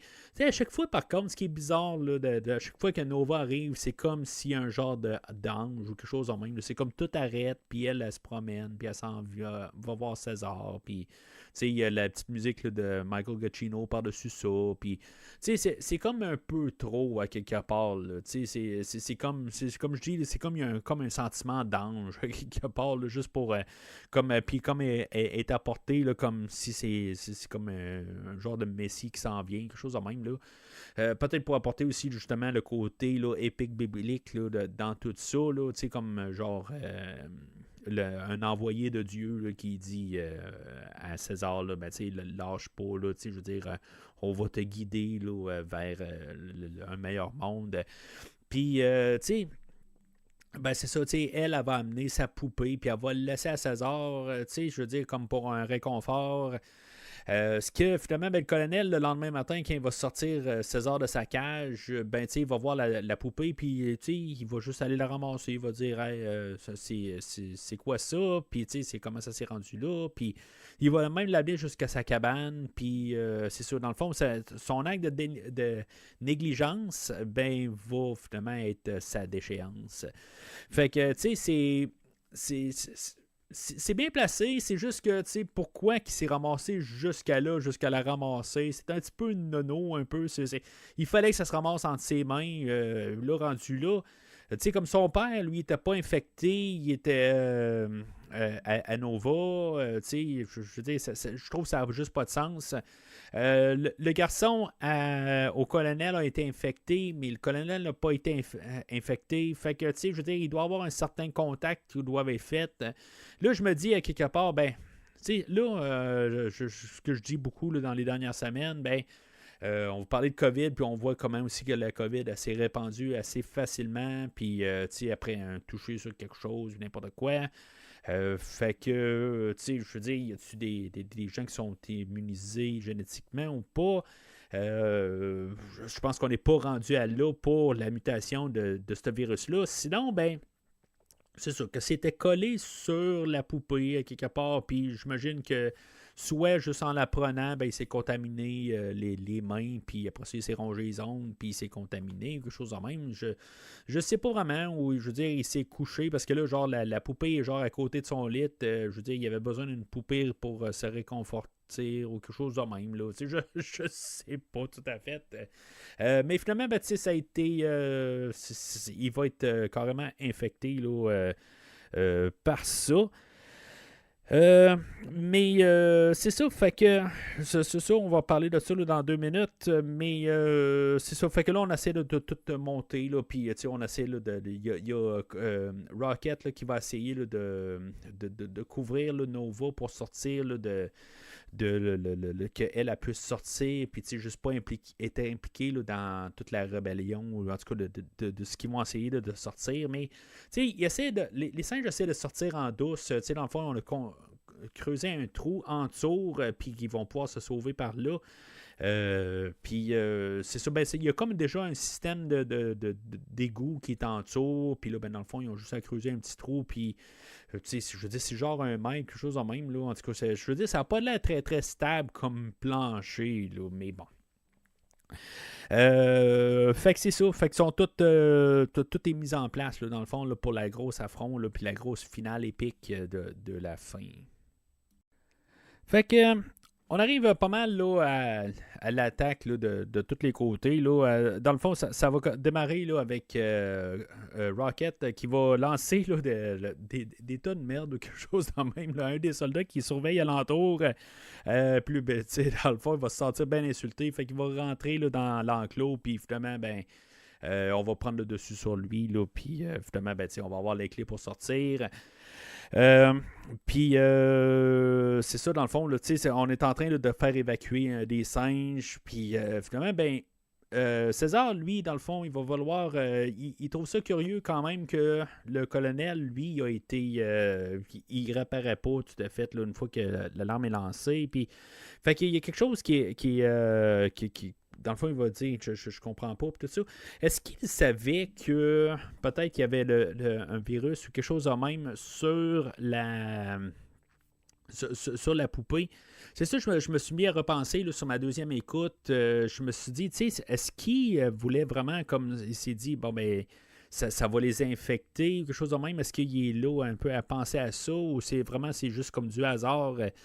Je vais y aller avec le côté, je pense que c'est du hasard, mais à quelque part, je pense qu'il y a un côté, ils se sont dit, ben, oui, ils ne comprenaient pas peut-être que ça pouvait passer. En tout cas, je vais y aller avec la naïveté là, de César, que je pense pas que c'est ça qu'il pensait qu'elle allait arriver, parce que là, une fois qu'il arrive là, dans l'appartement ou quelque chose de même là, du colonel, ben, il ne s'attend pas, il est surpris là, de voir que le colonel a été infecté. Il y a une scène supprimée où on avait vu le colonel juste avant, là, juste avant qu'il soit infecté, là, il y avait comme une discussion avec César. Là, il se promenait là, comme dans l'allée là, pour se rendre là, à sa cabane. Là, mais, puis qui commençait même dans cette scène-là, il dit qu'il a tué Malcolm. Jason Clarke là, du dernier film. Là, fait que, puis qu'il explique encore un peu sa philosophie et tout ça, puis on a coupé. Là, c'est une scène d'à peu près 2 minutes, là, c'est quand même une longue scène, là, mais on l'a coupé. Puis je pense que c'est un côté, ben c'est ça, à la toute fin, ben c'est ça, Non, je pense qu'on voit qu'il est chaud, quelque chose de même, là, puis que finalement, il part, puis il a commencé à saigner du nez. Je pense que la révélation tout seul, je pense que c'était la meilleure affaire de même, là, qui arrive, puis que finalement, César arrive, puis il n'y a pas d'affront avec le colonel, tout simplement. Là, je veux dire, le colonel a commencé à perdre, là, il est plus capable de parler, puis dans le fond, probablement que le cerveau a commencé là, à dégénérer.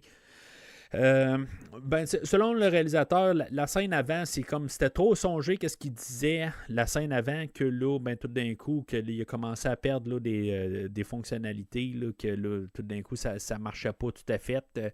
Je veux dire, en tant que tel, là, le personnage du colonel, là, il est peut-être encore sous-mort aussi, puis en même temps, pas capable de parler, tout ça. Fait que tu sais, ça peut marcher ça aurait pu marcher tant qu'à moi, là. Puis, tu sais, juste pour le rajouter, c'est sûr que c'est du martelage aussi, là, sur le côté, là. On a eu la scène d'introduction du colonel, puis une autre scène, là, quelques minutes plus tard, là, où il va commencer à parler là, de comment il a mis fin au jour là, de son garçon.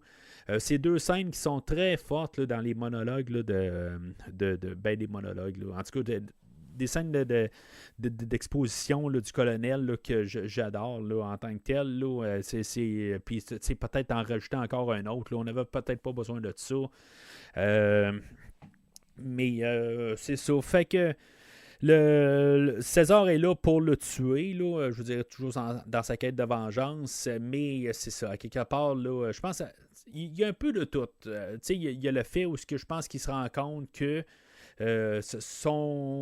qu'est-ce qu'il a dit depuis le début, le colonel, c'est ça, à quelque part, puis finalement, le karma l'a rattrapé tout simplement, que finalement, il était infecté, puis je pense qu'il y a un peu de ça, puis il y a le fait que, je veux dire, sa vengeance est sur le point là, d'être assouvie, puis finalement, il se dit qu'il est meilleur que Koba, puis il va pas le tuer. Je pense qu'il y a un peu de tout, puis il va déposer le fusil finalement là, du colonel pour que le colonel puisse prendre son arme, puis finalement le retourner contre lui-même. Peut-être que le colonel aurait pu quand même tuer César aussi. C'est une éventualité, puis c'est un danger que César a joué avec, je pense, là, en tant que tel. Là, c'était ça l'idée. Là, mais en tant que tel, je trouve ça même intéressant là, que le colonel, justement, il a retourné ça contre lui. Je pense que le colonel le sait que finalement c'est inévitable, là, que dans le fond, là, que c'est ça qui va qui va arriver. Fait que c'est un peu ça, là, je pense, qui est intéressant sur le fait qu'il n'a pas essayé de tuer César aussi. Fait que, puis qu'ils comprennent. Je pense que c'est ça qui rend légitime de la pensée du colonel. Tandis que s'il aurait commencé à tirer sur César, tout ce qu'il a dit avant, on aurait pu dire que c'est un maniaque, c'est un fou, puis il veut juste tuer les singes carrément. Puis là, mais le fait qu'il retourne ça contre lui, sans essayer de tuer César, je pense que tout ce que le colonel a dit, c'est ça. Je pense que c'est véridique dans sa vision des choses. Mais c'est curieux pareil, mais que juste que ça termine de même. Le colonel qu'on parle depuis le début, puis je veux dire que c'est une grosse partie du film, que dans le fond, qui va pas vivre pour voir la fin du combat, tout simplement. Que finalement, c'est César qui va essayer de combattre ou essayer de faire. Il va essayer de tout faire.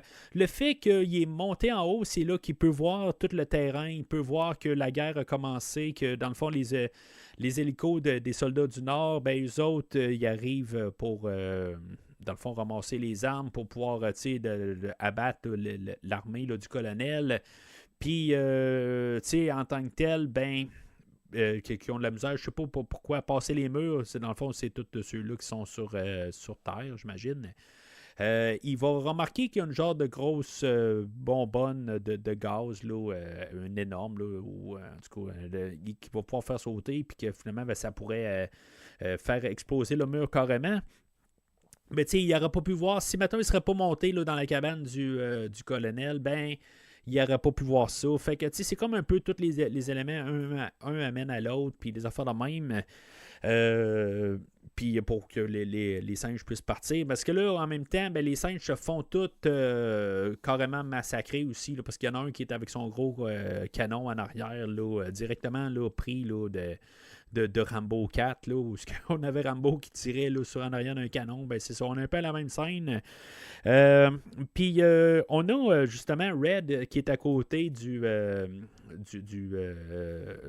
ben, le gars qui tire, là. Puis dans le fond, il est toujours en train là, de dire bon, ben, remets-moi des armes. Puis là, ben, là j'ai besoin là, d'un lance-roquette. Puis finalement, ben, Red, lui, il est en train de travailler un peu dans sa tête. Il y a beaucoup de scènes là, dans toutes ces scènes-là que c'est intéressant parce que le personnage de Red, on le voit au début qu'il est en train d'aider des soldats, puis dans le fond, il est un peu en train de il est comme un peu survivaliste, il est comme toujours tout seul, puis il va aller comme sur le côté où il va réussir à survivre. Mais en même temps, ben, c'est ça, au début, ben, il voit que les hommes se font tuer, puis c'est comme, il est dans le bon côté ou pas, puis là, en même temps, ben, lui, il pense qu'en bout de ligne, il est dans le côté qu'ils sont aussi bien de se faire dominer par les hommes qu'essayer des combattre, puis c'est ça, à quelque part, ben, là, il comprend que l'autre côté, ben, s'il veut aller à quelque part, ben, c'est de peut-être là, de prendre l'endroit où ce qu'il doit être là, avec les singes. C'est comme un peu pour une rédemption en tant que tel, parce que, je veux dire, il va essayer là, d'aider le César, parce que César, lui, hors de nulle part, ben, en train de vouloir faire sauter là, la grosse bonbonne de gaz, ben, va se faire tirer par par Preacher. Que Preacher, ben c'est ça, ce personnage-là qu'on a vu au début, qui s'est fait épargner, ben, tu sais, en tant que tel, là, même pendant, si on regarde toutes les scènes supprimées, il y a des scènes où il essaie de, on pense qu'il va peut-être avoir un changement de camp, là, qu'il allait peut-être plus supporter là, ben, un genre des traits du côté des humains, mais que finalement, ben, on comprend là, que finalement, il est toujours sur le côté là, du colonel. Puis jusqu'à la toute fin, là, en tant que tel, il y a comme un côté un peu ouvert, peut-être sur le côté qui a été épargné. Fait qu'il est un peu redevant, mais l'autre côté, il est pas. Il est pas sur le côté à César, tout simplement. Fait que, tu sais, à la toute fin, ben, tu sais, pour lui, dans sa tête, il pense un peu comme le colonel aussi, puis c'est pour la survie de l'humanité. Fait que, tu sais, il va essayer d'empêcher là, le César là, de lancer une grenade puis de faire sauter là, la bonbonne de gaz.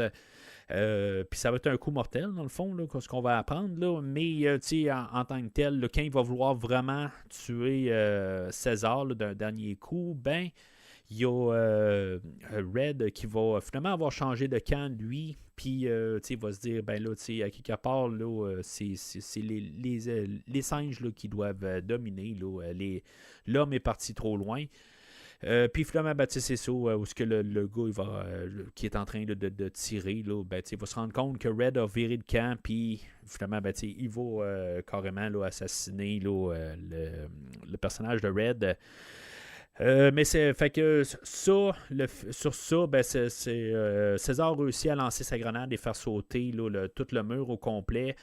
Ça a l'air que l'explosion que ça l'a fait, là, même à Vancouver, là, pas loin de où il filmait, là, ben, on avait des inquiétudes parce que c'était énorme comme explosion. Ça a fait une explosion là, vraiment grosse, puis fait qu'on a alerté un peu là, des autorités et des affaires de même. Mais c'est ça. Puis je pense que c'est pas mal ça aussi qui va déclencher l'avalanche. C'est drôle parce que dans le commentaire audio, il en parle pas du tout. Matt Reeves, il parle de genre de comme juste de la nature qui prend son cours, comme par hasard, l'avalanche il y a une avalanche qui cède. Mais, tu sais, je veux dire, je pense que ça a du sens après l'explosion. Ben, tu sais, on a tous les singes qui sont là, puis tout d'un coup, ça commence à s'affaisser en tour d'eux autres. Je pense que c'est comme un peu le signe dans le fond, l'avalanche qui s'en vient, dans le fond, là, pour ramasser tout tout le monde au complet, puis c'est ça, la nouvelle armée, puis s'il restait un peu des survivants du côté là, de l'équipe du colonel, ben, ils vont tous se faire ramasser là, par l'avalanche. C'est comme un peu la nature qui prend son cours, ou le hasard, tout, en tout cas le karma, appelez ça dans tout le sens que vous voulez. Ben c'est ça dans le fond là. C'est l'humanité doit partir puis que ça soit volontaire ou pas, c'est un peu comme la poupée un peu plus tôt, ben c'est ça qui arrive en même temps. S'il n'y aurait pas eu César pour faire sauter là, la bonbonne, ben dans le fond il n'y aurait pas eu d'avalanche, ça c'est ce que je peux comprendre, sinon ça serait trop tu sais n'importe quoi si mettons l'avalanche, si mettons, elle n'aurait pas été enclenchée, elle aurait juste lâché là, à cause qu'il y a un tel coup de vent qui a passé, là, ben, que genre le colonel aurait été ramassé aussi par une avalanche. Là, je veux dire, ça aurait été, ou peut-être que les singes auraient été ramassés aussi au complet, ça aurait été le rasement total.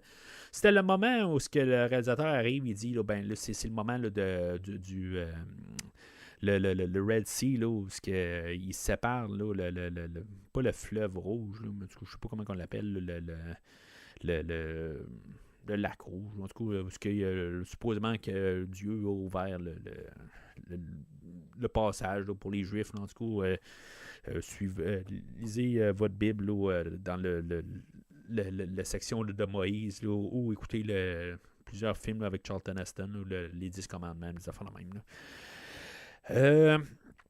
Fait que c'est ça en tant que tel. Fait que tu sais, ça règle tous les problèmes. Fait que tous nos singes là, se ramassent là, à la terre promise, là, où ce que Beaulieu là, avait trouvé, là, dans le fond. Là, puis César va mourir. Tu sais, dans le fond, le plan, c'était pas de faire mourir sur écran. Là, le but, là, c'était de juste carrément là, fermer, là, ben, monter vers le ciel, puis juste éteindre ça, là, peut-être dans son point de vue là, à lui. J'aime pas ça. Honnêtement, là, je pense pas que c'était un bon choix. Là. Puis même Maurice qui commence à parler. Maurice n'a jamais parlé, je pense, dans les 3 films. Puis là, ben, tout d'un coup, il va se mettre à jaser. C'est un petit peu quétaine, je trouve. Qu'est-ce qu'il va dire? Ben, même si tu nous quittes, ben, on va s'occuper là, de Cornelius, de ton petit garçon. On va lui dire qu'est-ce que t'as fait, puis tout ça. Puis, tu sais, c'est cute un peu, là, mais c'est quétaine. C'est très quétaine. Fait que, en tout cas, c'est pas mon moment préféré du film là, en tant que tel. Là. Je pense que c'est supposé être un petit peu émotif aussi. Je pense que c'est ça qu'on essaie d'aller jouer aussi avec la musique et tout ça. Là, c'est correct, ça fait sa job, mais c'est comme un peu trop dans notre face. Là, genre, j'essaie de vous pogner sur les émotions. Mais je pense que le film aurait dû finir. Je pense que on aurait dû comme essayer de montrer qu'il était affaibli. Puis que finalement, ben, on lève la caméra, puis qu'on voit au ciel, puis après ça, là, tout fade to black. Là, je pense que c'est ça qu'on aurait dû faire. Honnêtement, là, le fait là, que juste d'un coup, il commence à juste comme s'éteindre, puis qu'il tombe de côté, puis Maurice le flatte, tout ça, tu sais, on l'avait essayé, on l'a filmé, tout ça, puis Matt Reeves est arrivé et a dit « Ah, ben, je pense que c'est le meilleure manière de terminer. Moi, je pense que c'était mieux de l'inverse, là, mais bon, c'est pas moi qui fais le film. Là, mais on a plusieurs films qui finissent de même. Là, des fois, de voir carrément la fin.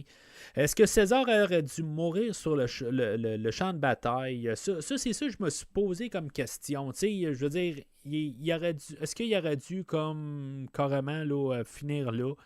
On a eu plusieurs personnages principaux qui sont décédés là, dans les films, puis on a eu plusieurs par la suite. Est-ce que c'était la meilleure manière? Est-ce qu'on aurait pu laisser une porte ouverte, que si, mettons, il était pas mort ou pas?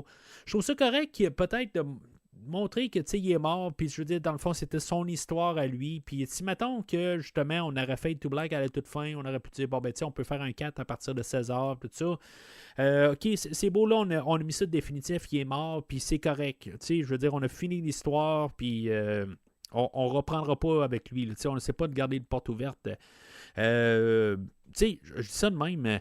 J'écoutais, quand j'ai écouté l'Aube la semaine passée, j'étais en train de l'écouter, puis quand le film a fini, il y avait le générique, puis à la toute fin du générique, on entend là, des singes, on entend des voix, des affaires de même, là, de respire de singes. Puis, j'ai lu en prenant mes notes là, pour le film d'aujourd'hui, ben c'était supposément une manière pour eux autres là, de garder peut-être l'idée que Koba n'était pas mort à la toute fin du film, puis que si, mettons, il y avait une porte de sortie pour pouvoir la ramener. Puis c'est ça, un peu avec l'idée de le film aujourd'hui, ben est-ce que on aurait pu le garder, tu sais, d'un côté grisâtre, là, pour le garder vivant si, mettons, on veut partir avec une suite. Là, pour une nouvelle trilogie, on peut continuer quand même avec le personnage de César. Puis là, c'est ça. Qu'on met ça définitif, je suis vraiment derrière de ça.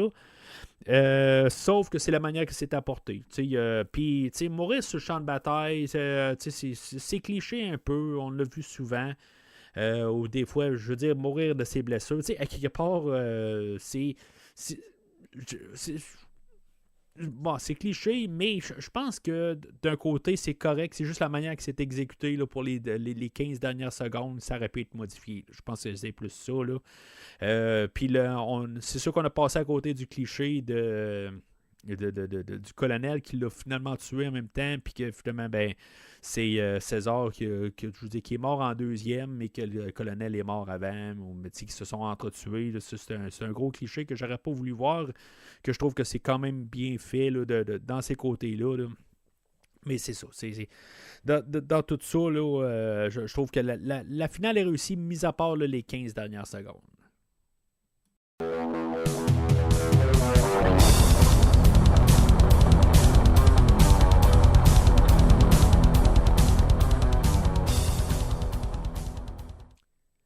Alors, en conclusion, ben, c'est vraiment pas le film que j'ai décrit tout le long de la rétrospective. Honnêtement, là, je me demande si c'est pas quasiment mon préféré là, de la nouvelle trilogie. Honnêtement, j'ai été vraiment. Ben, c'est peut-être le côté que j'ai été frappé là, sur le coup. Là, que je veux dire, c'est comme je m'étais accroché à un détail, puis que finalement, ben, qui n'avait aucune raison d'être. Là.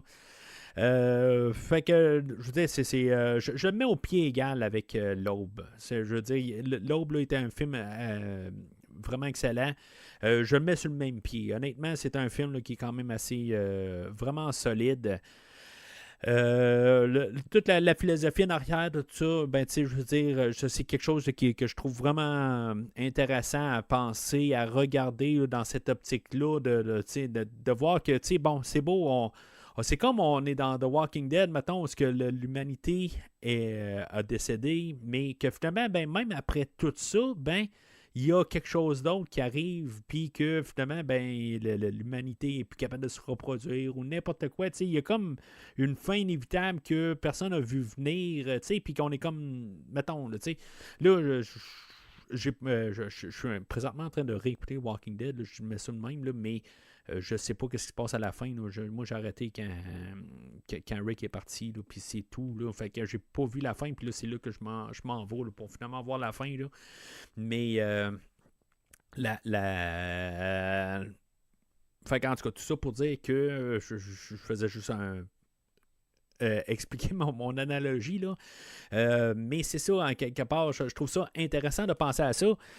Sinon, ben, c'est ça. Le film, je veux dire, le côté visuel remarquable, même la photographie, il y a une couple d'endroits là, que je trouve que, on a profité du paysage. Je veux dire, la photographie là, est quand même assez exceptionnelle. Là, je pense que c'est le meilleur photographié là, des trois films. Puis c'est ça. Fait que pour finir sur cette note-là, je trouve que c'est une trilogie qui est vraiment forte. Là, je ne vais pas la mettre sur le même pied, mettons, là, que la trilogie là, de Dark Knight, quelque chose de même, qui est peut-être ma trilogie préférée, là, mais c'est une trilogie là, qui est quand même assez solide. Puis honnêtement, je veux dire, il va falloir que je réévalue un petit peu là, mon top 3, mettons, là, de mes trilogies là, préférées. Puis c'est possible là, que ça fasse partie là, de ce trio-là, à quelque part. Fait que c'est pas mal tout pour aujourd'hui, là, pour le film d'aujourd'hui. Là, la semaine prochaine, pas la semaine prochaine, la semaine prochaine, on va retourner là, dans la rétrospective là, de Mad Max, mais au prochain podcast, là, dans cette rétrospective-là de Planète des Singes, ben, ça va reprendre là, dans quelques semaines, où je vais couvrir là, film là, dans sa fin de semaine de sortie. J'ai hâte. Je suis vraiment le plus intrigué là, que jamais là, avec le film d'aujourd'hui, puis de savoir où est-ce qu'on s'en va. Que je ne sais pas vraiment, mais j'avoue que j'ai triché un petit peu. J'ai pas regardé la bande-annonce, mais j'ai regardé sur IMDb, voir si maintenant on continuait avec Cornelius.